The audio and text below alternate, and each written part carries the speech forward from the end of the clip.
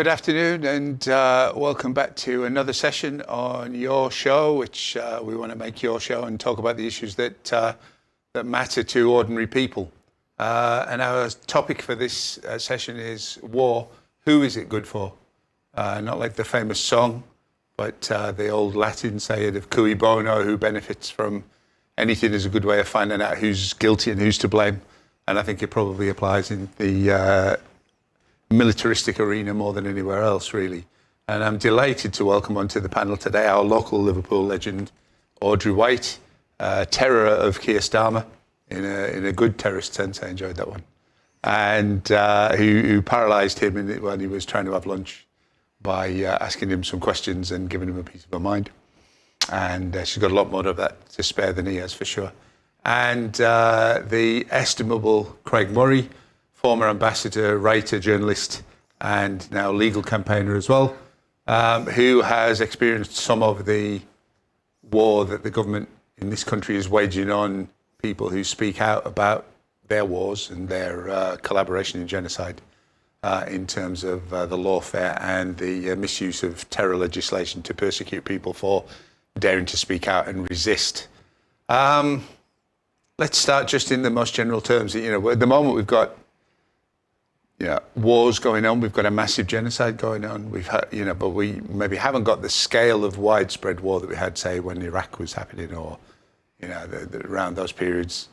But there seems to be, movement towards war and agitation for war going on all over the place.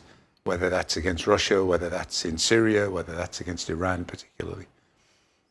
Is it worse now, or is it just that we know more about it? Craig, do you want to go first on that? I think it's worse now. I think the temperature for ramping up war against Russia is worse than it was at the height of the Cold War. Yeah. And we've actually had Keir Starmer saying the country's on a war footing. We've had people start talking about bringing in conscription. It's extraordinary, really, really extraordinary. And people giving Ukraine weapons that can strike deep into Russia, talking about defeating Russia militarily in Ukraine, which could only be done by inflicting so much damage on mainland Russia, it would have to result in nuclear war. The world seems to have lost its senses, and that's in addition to the genocide that's happening in the Middle East. But also, I personally spent 5 months on the front lines in Lebanon looking at the devastation there, and people don't realise, because the media hasn't told them, the scale of that. The UN reckons 70,000 homes have been destroyed in southern Lebanon. I reckon more like 100,000.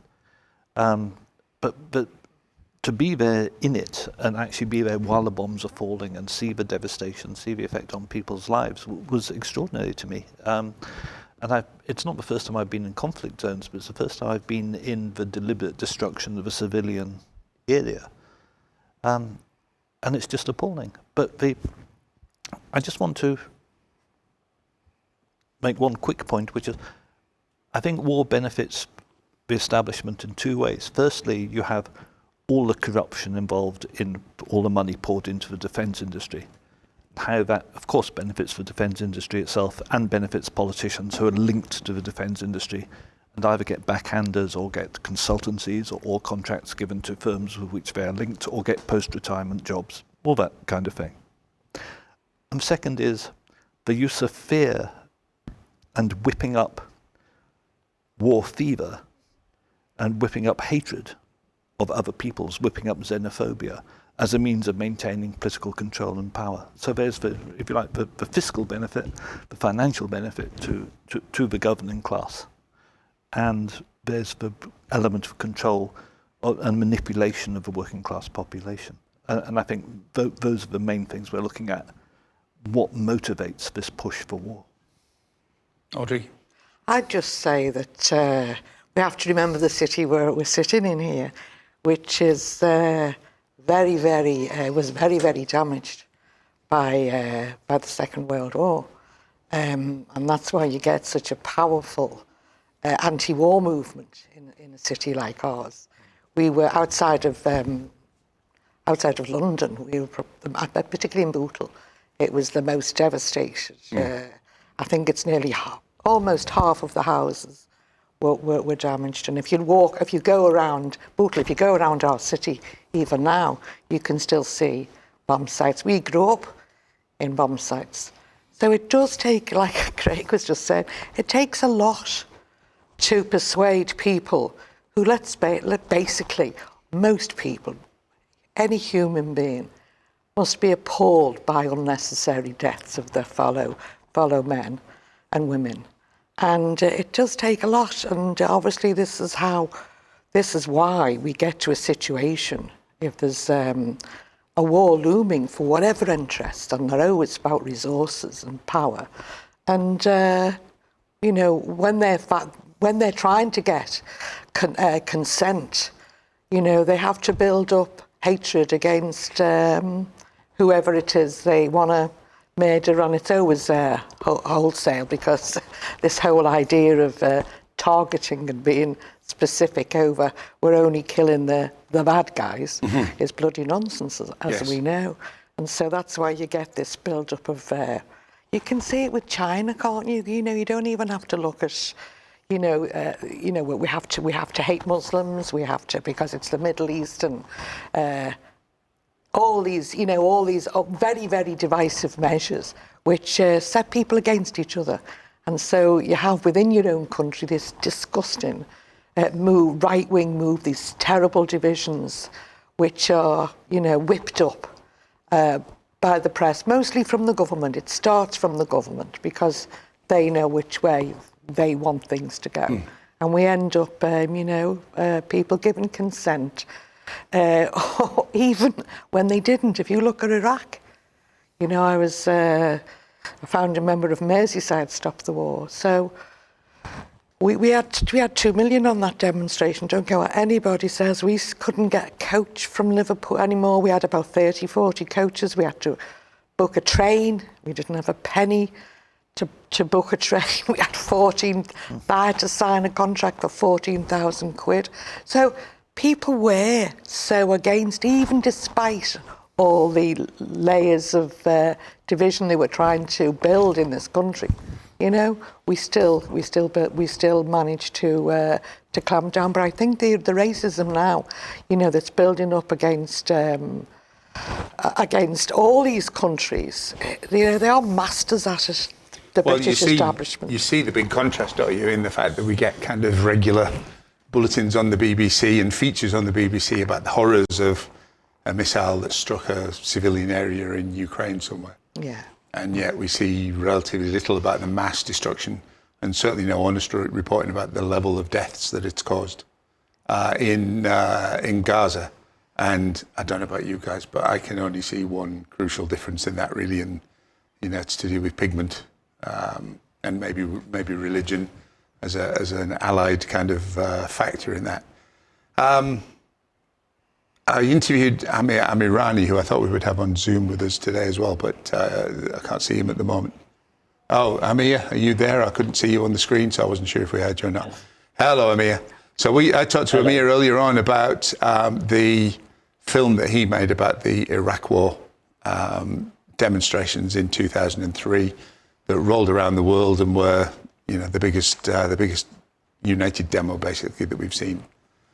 Is there a place? I mean, can we overturn it with protest? The scale, we haven't seen anything since then like that until the anti-genocide demonstrations. Can they do anything? Well, so can I just come and just say that, just to link into what I was saying? I totally agree with Craig that there are so many wars now. Who are the bad guys? Everyone in the Middle East, of course. Who are the bad guys? Is the Russians. Russians never invaded us, never tried.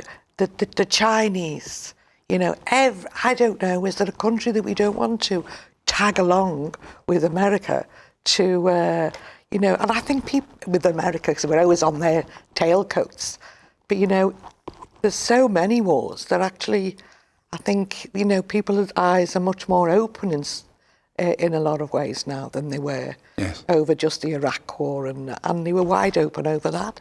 So how they get away with it, I don't know. When we talked earlier on, you said you didn't like to be pessimistic, but you were pessimistic about the prospects for it working in a timescale that's going to do the people of Gaza any good. I mean, do you want to fill our guests in on what you said about that, and then we'll see what they think.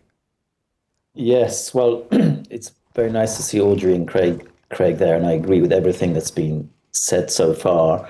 And I'd like to come back to the theme of racism.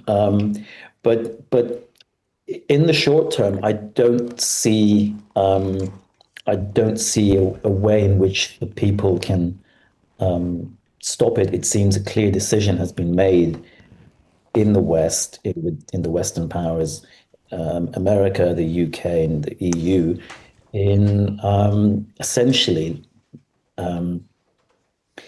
ethnically cleansing Gaza and potentially annexing the West Bank, completely sidelining the Palestinians. So I don't see how that's going to stop.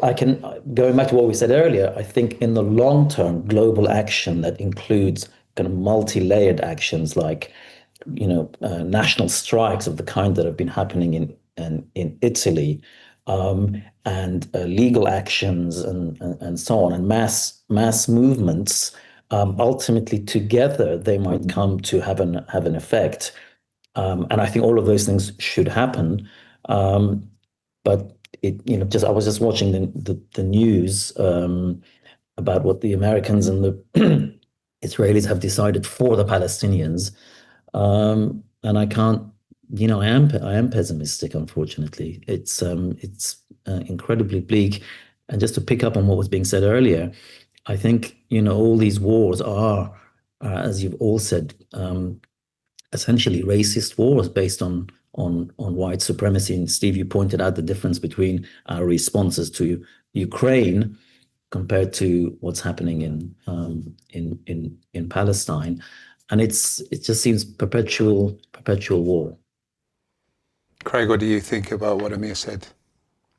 No, well, I think undoubtedly that's true. And I saw the mayor of Kiev on television 2 days ago after a Russian missile had struck and unfortunately killed 4 civilians, which is a terrible thing.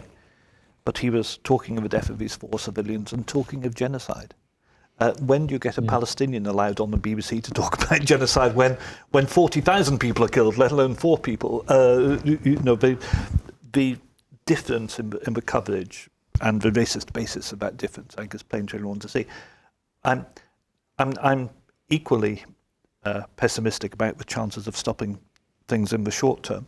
I think one thing which this has made very plain is the myth of Western democracy. The idea we live in a democracy is just completely untrue, because throughout Europe and the United States, the large majority of people are strongly opposed to what their governments are doing, but the large majority of people have no ability to affect what their governments are doing. And that the failure of the model of Western democracy has been greatly exposed by Gaza. But I also want to just mention that it's not just what's happening what's happening in Gaza is obviously the most terrible thing happening in the world at the moment. But the Greater Israel project is very real. In this period, Israel has occupied parts of southern Lebanon. Israel has occupied large parts of southern Syria. It's not just Gaza and the West Bank. This project for the expansion of Greater Israel has been agreed upon by the Western powers and is being normalized. And in fact, the kind of Bantustan solution, which is being proposed for Palestine through the Trump plan and through the Macron plan, is part of that normalization of the establishment of Greater Israel. And I think it's very important people understand that. Yes.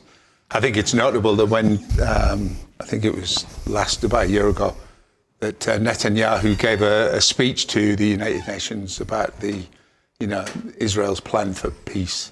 And he showed essentially the Greater Israel map, which included Iran. And he's agitating for Iran to be attacked. So, I think you could probably argue that if we're saying war, who is it good for? Then them. Netanyahu and the like of him are the people currently benefiting from it. What I want to kind of look at, though, is as well that there's kind of, it used to be that if a politician got caught out, they resigned. It used to be if they got up to something dodgy, they would be prosecuted. None of that seems to happen now. And the argument in democracy terms from people who don't think it's broken would be that, well, if we don't like what they're doing now, in 5 years' time, we can vote them out. But none of them seem to be afraid of that. None of them seem to be worried about that. And we are pretty much deprived of any choice of, if we get rid of this party of warmongers, the next lot of warmongers come in. So, Audrey, I want to ask you about that, and I want to ask Amir about that, and make sure we get that in before we run out of time. Can I just go back to something that Amir said? I must pick up on it. And, first I have to frame what I'm going to say, is that, everything is white supremacism. Colonialism, imperialism, it is white supremacism. But it's because these countries that were colonised, aren't generally white. Population isn't generally white. So we have to recognise that it isn't really based on race. It's geopolitical interests all the time. That's why Ukraine, Russia, they're not, they're white. So at the end of the day, it's about if you bring it down, it's race in this country because it's used to divide us and give consent. But generally speaking, the motivations for war, obviously, it is about geopolitical interests. I think we've got to be very, very clear on that and spell it out, because it is easy for us to say, it's the colour of your skin. It wouldn't matter whether they were if they were white in the Middle East. It would still be these awful. This is true. They're sitting on a lot of oil and a lot of resources. Yeah, because been colonised over the years and so on. So I think we have to recognise that and be careful not to always frame it. I think when we talk about Zionism, we have to talk about the ideology of white supremacism behind that, behind colonialism and imperialism and so on. So it's always, and I think that's why we're in the state where we're in so many wars, is the collapse of the world, the collapse of economy, the collapse of capitalism itself. So if we always come from the class point of view, that you can get over all the arguments that to say an anti-Zionism is what it is. It's so people are sort of like, it does their heads in. Yes. But if you frame it in the terms of white supremacism, I think it's so yes. Yeah. Amir, as an Iranian-born writer and filmmaker, and I apologise I didn't introduce you at the beginning of the show because I didn't realise you were with us. But okay. as an Iranian brought up in this country, do we need to all get together and drag a few of our politicians to The Hague to get them to start paying attention, or how can we start to impinge on their consciousness enough to have a chance of moving them in the right direction? Well, I think accountability is important, but we have no accountability. Tony Blair has not been held accountable. All the people responsible for the Iraq War have not been held accountable. That would help socially, politically, culturally, to show people that there is some semblance of democracy and the rule of law, such as we know it, but that doesn't happen. So there's I think Philippe Sands was talking about it just the other day in an interview, and he's also referred to, and other people have referred to, the fact that the only people that seem to have gone to the ICC, and the majority of them have been African leaders. It doesn't seem to happen, in the West. I mean, the people who generally send people to war never experience war themselves. It's some kind of distant thing for them. It's either drones or sending the RAF or someone else to drop bombs on other people. In my own country, the British, MI6 and CIA, they carried out a coup against the Prime Minister Mossadegh in 1953. And that animosity towards Iran has not changed. I mean, in the old days, we made a film in which we had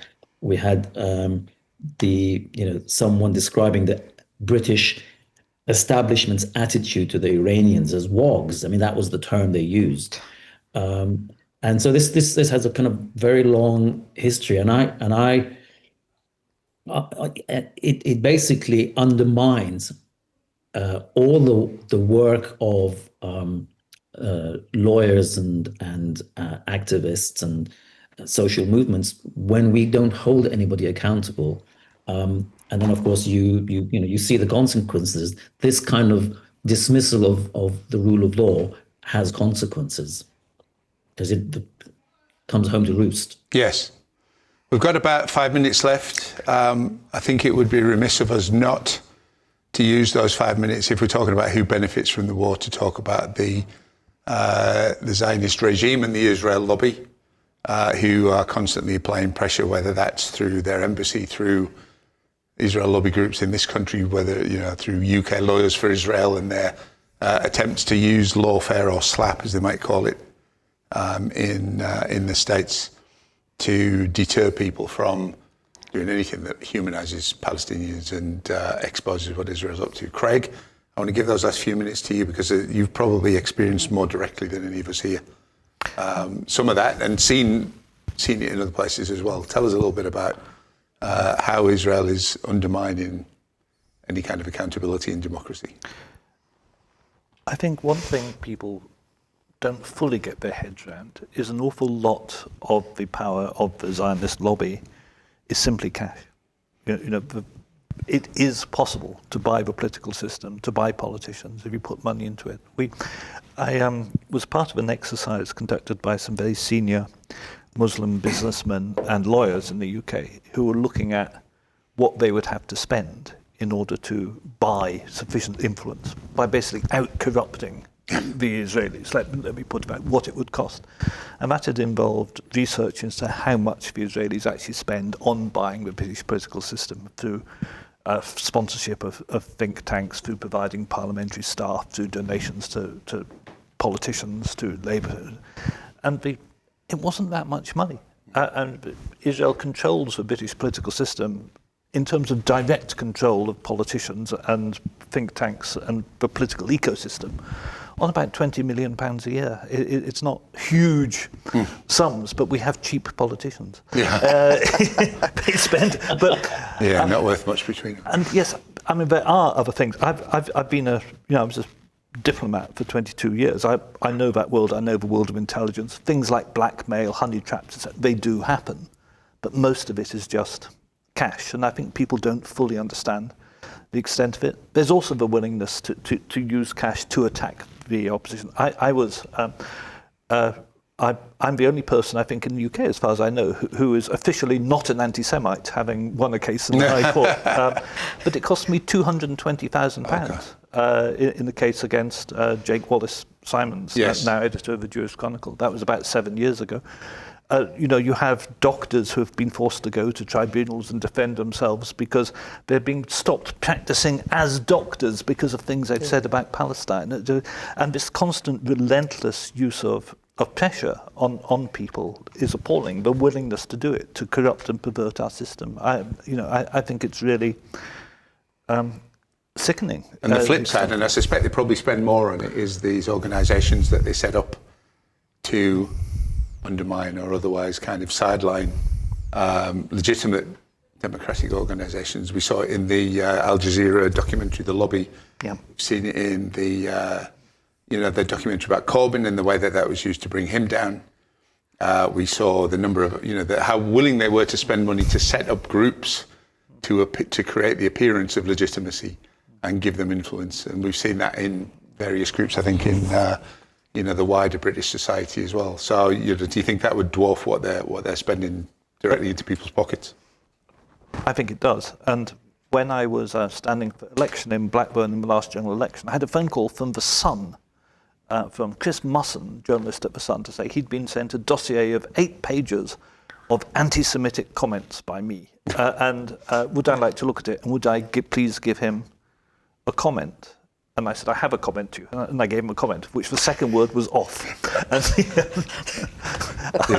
And they didn't run with it because I hadn't given them a comment they could use. Because, of course, I'd have sued them if they'd said I was an anti-Semite. Yes. But that kind of continual attack is, just appalling. And it terrifies people in public life. A lot of people aren't that robust. A lot of people can't find. But most people can't find £200,000 to defend themselves in court. No, I mean, hopefully the idea of being called anti-Semitic is less scary for people than it used to be because they've overused it so much. But I am sorry, we're going to have to cut it off because we're about to transition across into our next segment, and we were never going to get this topic treated properly in 30 minutes, so I apologise for that. But thank you ever so much for your time. Amir, thank you again, and apologies again for missing you out at the beginning. But bless you, everybody, and we'll see you again very shortly. Take care.